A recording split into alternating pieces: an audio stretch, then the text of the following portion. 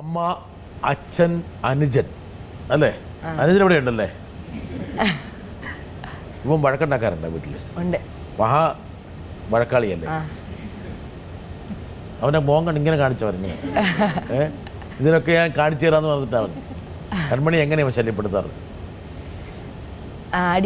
അടിക്കും.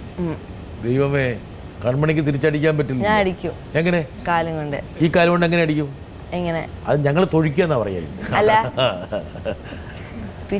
പിച്ചും ഈ വിരൽ വെച്ചിട്ട് വരയ്ക്കും, എഴുതും, പിയാനോ ചെയ്യും.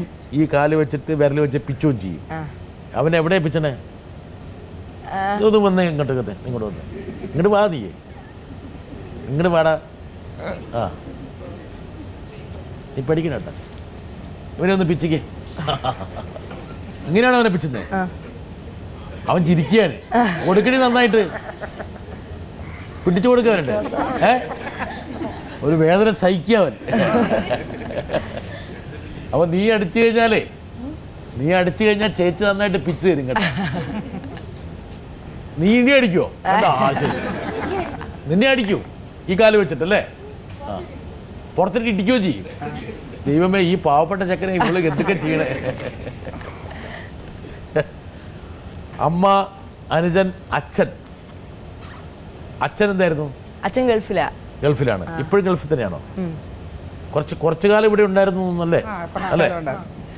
അച്ഛൻ എങ്ങനെയാണ് മോളെ പ്രോത്സാഹിപ്പിക്കുവോ? ഗൾഫിൽ നിന്ന് വിളിക്കുവോ എപ്പോഴും? വിളിക്കും. എന്താ ചോദിക്കണേ? പ്രോഗ്രാമിനൊക്കെ പോവാണെങ്കിൽ എല്ലാം റെഡിയായോ, പാട്ടെല്ലാം പ്രാക്ടീസ് ചെയ്തോ, നല്ലതായിട്ട് പാടണം, അച്ഛനെ കൂടെ തന്നെ ഉണ്ടാവും എന്നൊക്കെ പറയും. JB ജംഗ്ഷനിൽ പോവാണെന്ന് അച്ഛനോട് പറഞ്ഞു. അപ്പൊ അച്ഛൻ എന്ത് പറഞ്ഞു? നല്ലപോലെ പെർഫോം ചെയ്യണം. അതിനുള്ള മോട്ടിവേഷൻ ഒക്കെ തന്നു. എനിക്ക് രേഖയോട് ചോദിക്കാനുള്ളൊരു കാര്യം, സത്യസന്ധമായിട്ട് അവരോട് പറയാമോ? കുറച്ച് കള്ളമൊക്കെ പറയുന്ന കൂട്ടത്തിൽ എനിക്ക് അറിയാം.